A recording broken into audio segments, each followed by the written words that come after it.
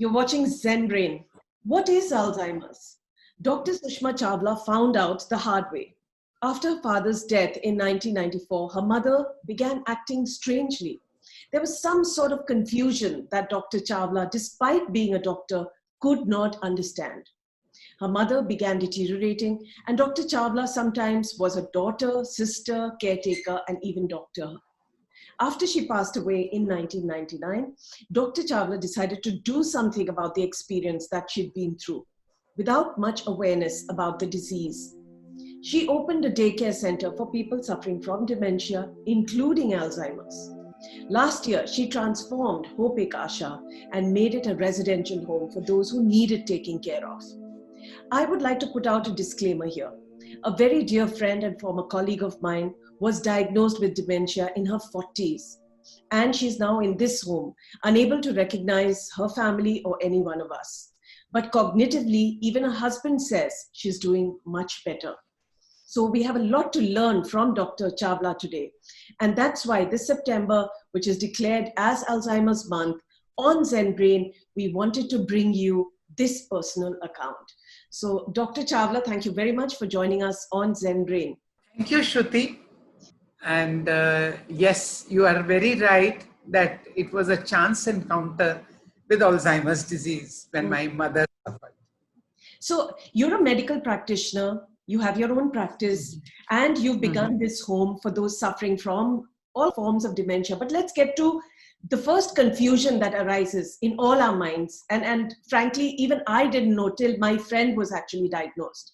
So what is the real difference between dementia, Alzheimer's, and I want to bring in Parkinson's as well? Dementia is an umbrella term. It is a collective symptoms of loss of memory, which hampers your daily living activities, hampers your thinking skills. You are not a normal person. Dementia is of 4 types. Alzheimer's disease is the most common type of dementia. Then it is frontotemporal dementia, which is sometimes it is genetic. Then there is vascular dementia and Lewy body dementia. Of course, there are other forms of dementia also, but I will say that that is for the research part. Alzheimer's disease accounts for 60 to 70% of dementia patients in India. And in our country, we have about 4.4 million cases of dementia. And I'm sure this is not a correct figure because the cases are not reported. People don't come out openly and say that, yes, my father is or mother is suffering from dementia. India is a young nation. There is a scary part also. India is growing old very fast. It has been estimated by UNFPA that the population of India is going to grow by 56% by the year 2050. But the population of 60 plus is going to grow by 356%. And that's like facing a gray tsunami, and we are not prepared for it. Do you want to just give us a quick description of what Parkinson's is and why it is completely different and should not be confused? Yes, Shruti. Parkinson is an involuntary movements of your hands and your upper body or your feet. And that is also taken as weakness of the old age. It has been seen that almost all patients of Parkinson's, they go into Alzheimer's disease. They do develop these symptoms because there is already a degeneration in the brain going on. That is why there is involuntary movements. Despite you being a doctor, your first confrontation with Alzheimer's was through your mother. Tell us what to expect out of Alzheimer's and what did you see your mother really go through? It was way back in 1994 when my father expired that my mother started behaving very strangely. She would cling on to me, ask me not to go home. And for 13 days and 17 days, all the relatives keep coming. So we did not notice any symptom.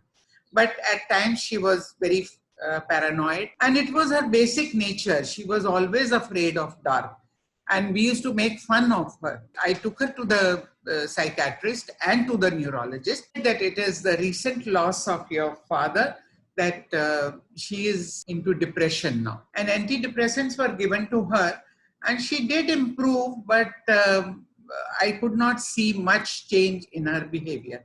So an idea struck to us that why not she goes and visit her daughters in USA.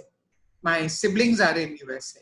She went to Washington with her brother. When she landed at Washington airport, she says, जनपद कितना सुंदर हो गया है, Connaught place की तो रंगत ही बदल गई है. And this was something which struck my uncle. He also didn't pay much attention to it. He says, ये ना थोड़ी सी बावली हो गई है. And she went to her daughter's home. She, of course, talked to me every day on the phone. There was no facility for video chats. But one day she calls me and she says that, Sushma, मुझे लगता है कि मैं घर नहीं आ सकूंगी कभी भी, क्योंकि ये तो पार्टीशन हो गया है. मैं यहाँ रह गई हूँ, तुम सारे वहाँ चले गए हो, तो मैं कैसे मिलूंगी? Then I felt that something is amiss somewhere. Alzheimer's, dementia, it never struck me, nor it struck to my seniors. They said it is probably senility and depression. She's already 70. So bring her back. So she came back, and here she was normal. She used to describe everything which she saw in America, gave us a lot of gifts. But then again, she was lost, remembering her mother. And what bothered me was that she used to wander out, and we had to keep a real vigil on her. And she started forgetting that she has eaten food. That was the first sign which I noticed that something is really drastically wrong with her. But at that time, there were no medicines available for slowing down the process of dementia. Slowly, she started forgetting how to dress, and urinary incontinence came in. So diapers were not available in India. We had to import them. So all those things put together, I think we missed a lot of symptoms which she showed right in the early stages. She passed away in December 1999. I shared my story with a leading newspaper. I was astonished. I was taken aback when a stream of calls came to me, and they were all grappling in the dark. My mother is behaving in the same way. How did you manage? From there, I started forming a group of my friends and formed just an informal support group. And from there, in September, 3rd September 2001, Ek Asha was born with a mission to create awareness, because during these calls, I noticed that including me, people were not aware of what is happening, why it is happening, and what to expect next. And home care. We started doing home care. So these were our two missions, and we had a vision of establishing a center where these patients can be kept for a little while so that their caregivers are at a respite. So you've mentioned some of the early signs that she would wander out, she would forget that she had already eaten. Many families in India are grappling with this because with age comes memory loss. But when is it time to worry? There is considerable memory loss with age, because so many neurons, they degenerate with age. That's an aging process. But that does not interfere in your daily living, and it doesn't affect your behavior. When you forget, I'll just give you a brief differentiation between a normal aging and pathological aging. You forget the name of a person whom you have met after a long time, but you know that you are forgetting his name. You know where he used to live. He used to work with me. But an Alzheimer's patient will start forgetting the names of his spouse, of his children who are all the time living with him. So that's the drastic difference between old age and old age with Alzheimer's. They wander out. They will always inform that I'm going out. Alzheimer's patient will never inform. They will come back to their home on the same route.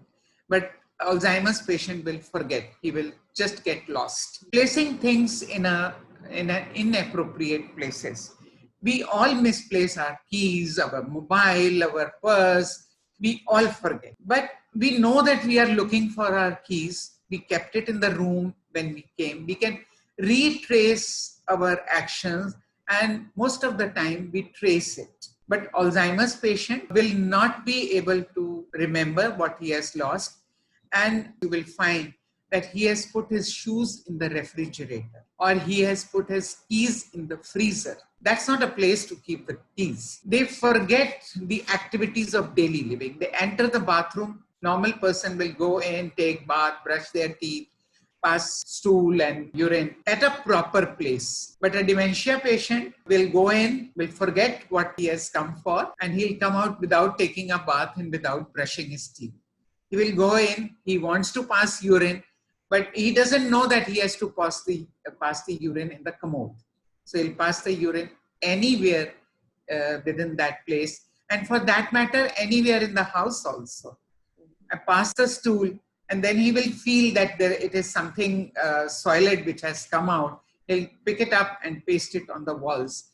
The activities of daily living are hampered, which is classical of dementia patients. Now, how to recognize it at an early stage? When your family member is forgetting names of the children at home and is wanting to go back to their home, it will always request you that I want to go home. There is disorientation of time and place. So they think that this is not their home. The moment they utter that word, don't take it as an old age. Immediately get their memory assessment done. Take them to a neurologist. If they go in the bathroom and don't take a bath and just come out, this is a very early stage. So please take care of these things. Doc, let me interrupt you here. You said memory assessment. What does memory assessment really entail? We have a battery of tests, and the simplest one is MMSE. Here we judge their recent memory, their past memory, their cognitive skills, their visuospatial skills, and their ability to follow the instructions. It is a questionnaire form of about 20 questions done by a psychologist. We can do it ourselves also. Once this test has been done, then there is another scale, Allen scale. And further, if we find some deficit in the MMSE scale, then Allen scale, then we go in for a detailed neurocognitive assessment by a psychologist. She comes to know which lobe of the brain is being affected. And accordingly, that report is shared with the neurologist and the medications are started. So I was reading somewhere, Doc, that you actually get to see these signs pretty early on. It reflects in your brain much earlier than it actually shows up in real life. Like I mentioned, a friend of ours and a former colleague developed dementia in her 40s. There is this misconception that it only happens to the very elderly people, right? Which is not true. If you're predisposed to it, you may develop it faster than other people. Why is this so? Well, Shruti, the Alzheimer's disease is characterized by two pathologies. It is the abnormal deposits of amyloid proteins in the brain. So there are tangles, neurofibrillatory tangles, and plaques, amyloid plaques. So these deposits in the brain, they interfere with the conduction of the signals. Whenever you see something, your brain comprehends that what is this? But there is a speed breaker in between with these plaques and tangles. In very simple words, brain is a network of very fine billions and billions of dendrites and neurons, which are connected with each other with very fine nerves. In between, there are synapses, that is the joints. In Alzheimer's disease, the whole wall of fine wires, it gets transformed into an ulja hua unka gola. And everything becomes so entangled that it severely hampers your neurological functions.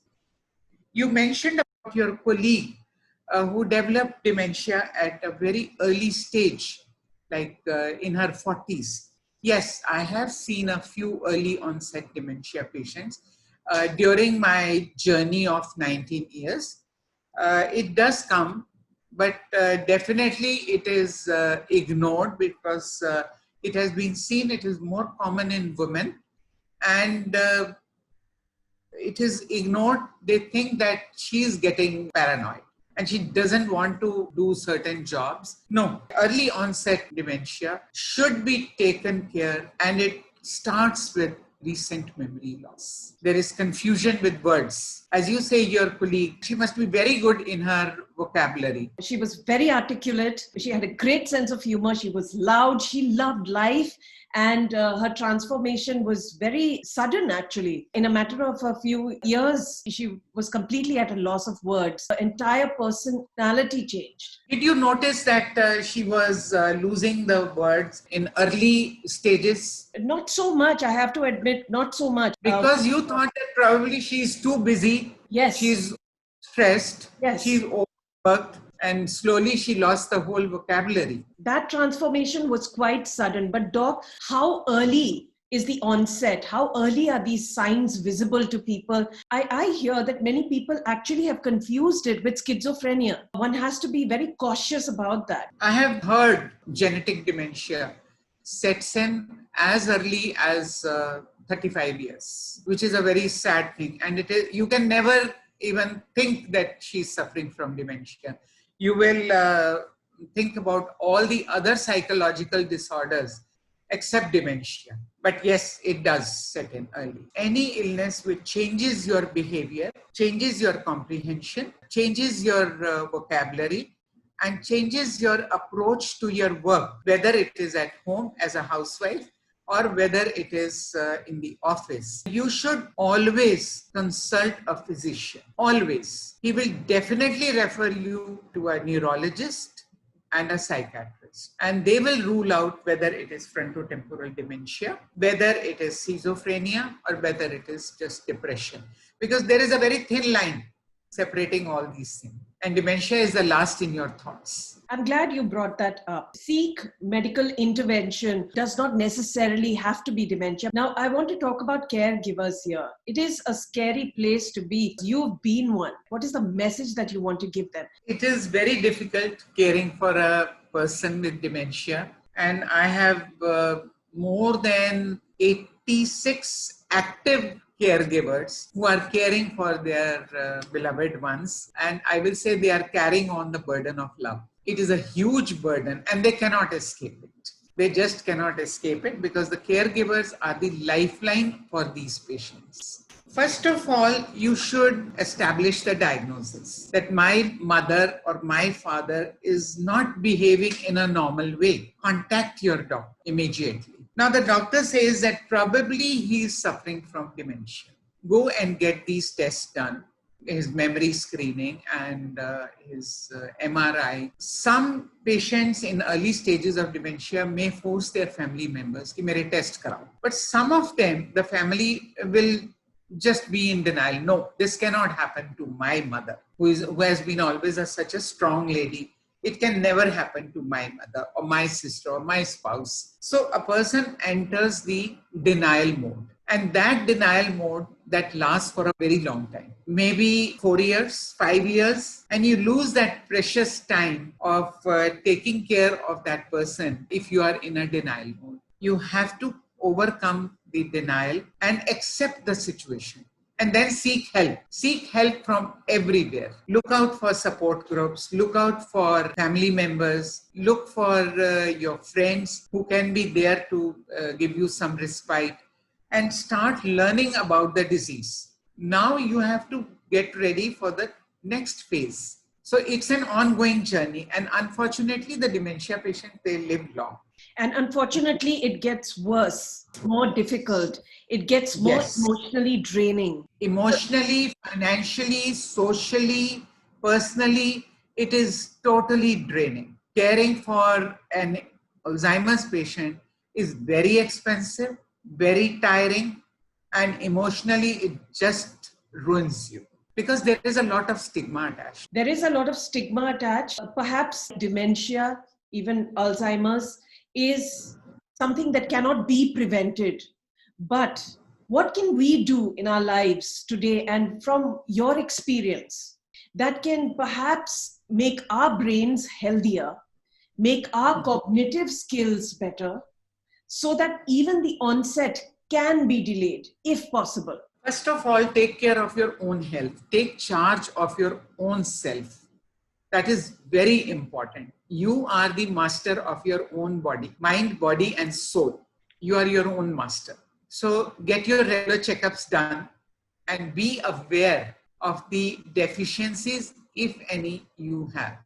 Like in India, you must have seen lately, almost everybody is having vitamin D deficiency, because now we are all sitting indoors with ACs on and we hardly sit in the sun. We all have vitamin B12 deficiency, and B12 is a food for our nerves. B12 deficiency leads to dementia. You give them B12, the dementia is over. Just to reiterate, only if dementia is as a result of B12 deficiency, then it is possible to bring the person back to normal behavior and normal cognitive skills, if it is a result of B12 deficiency. Yes, vitamin B12 deficiency and because of thyroid imbalance. Mm-hmm. However, most of the other forms of dementia are irreversible. Even then, you can improve. Even then, you have to take care, very healthy, nutritious diet. What are the foods that you recommend that is good for us at any age that could help us lead healthier lives and perhaps even prevent the onset of a brain disease? Eating at right time, eating plenty of fruits and vegetables, eating your normal food like roti, dal, chawal, and sabzi. The amount of vitamin B12 which your body requires, all the other vitamins also, are in very minimal amount, and that you can get it from your fruits and vegetables. But these days I have seen most of the people don't eat fruits and vegetables. There you have seen that Mediterranean food, which is full of vegetables and broccoli and various antioxidants, the different colored foods, they are very good for our brain and our cognition. High protein diet is always recommended. Yeah, if you are eating dal, roti and occasional bites of non-veg and an egg, I think you are having enough proteins required for your body, but it should be regular. You should try and have a 40-minute walk every day. Do yoga and do pranayams. We teach our patients Anulom Vilom Brahmari. These are all deep breathing exercises, reciting Om. When you say Om, it gives a lot of stimulation to your brain. And I think that's what has helped even your colleague. This is one thing which he loves, learning something new, using different skills. I'm a doctor. I have been reading medical books all through my life. In 2015, I started reading law and I graduated in law in 2017. So I was learning something new. Then it comes to learning Casio, learning guitar. You can do it. Everybody can do it. Learn harmonium, learn tabla. Music stimulates your brain cells. Everyday tips I can give you. You are driving from your home to your office and using a particular path. Change your route after every 2-3 days. You have to challenge your brain. You are writing with your right hand if you are a right-hander. You are not challenging your brain. Challenge your brain in everyday life so that the neurons, they start getting stimulated. We use 1/3 of our brain till our death. The rest 2/3 is still lying docile in our body. So why not use that also? Do Sudoku every day. It's a real challenging game. Those are some very, very useful tips, Dr. Chawla. Thank you for sharing them on Zen-Brain, and I hope our viewers benefit immensely from it. Even if you do find out that a loved one has Alzheimer's or dementia, face it. It's easier said than done, but you have no choice, and you might as well go forward positively. And perhaps we can reiterate this. As a caretaker, don't forget to take care of yourself, because it is going to be a very bumpy journey ahead. And don't take what these loved ones are saying to you in anger. Don't take it personally. We have started a daycare facility in Delhi and residential care facility. Daycare facility aims at giving cognitive retraining and cognitive rehabilitation to the people with early dementia. They come to our center, their memory assessment has been done, and we do their retraining and rehabilitation as per their ability and as per their interest. The residential care, for them also, there is a lot of cognitive retraining and rehabilitation, along with complete care of the person as far preventing their bed sores, giving them physiotherapy, giving them other therapies to overcome difficulty of the caregivers. We have started Hope at Home. So all the cognitive skills, all the activities which we were doing at our center are done at the comfort of their home, at the safety of their home, and virtually our counselors, our psychologists, our doctors, they are in touch with her and they explain them and be with the patient, be with the family and train them, and they are showing a lot of improvement. Well, this is Alzheimer's Awareness Month, and this is a great way for us to put across your personal experience, your personal story, and make more and more people aware. We are going to be leaving numbers below, so you can take a look at it. Keep your questions coming in. We will get Dr. Chawla to answer them in future. So thank you very much, Dr. Chawla, for this really personal journey that you've shared with us. Thank you. Thank you.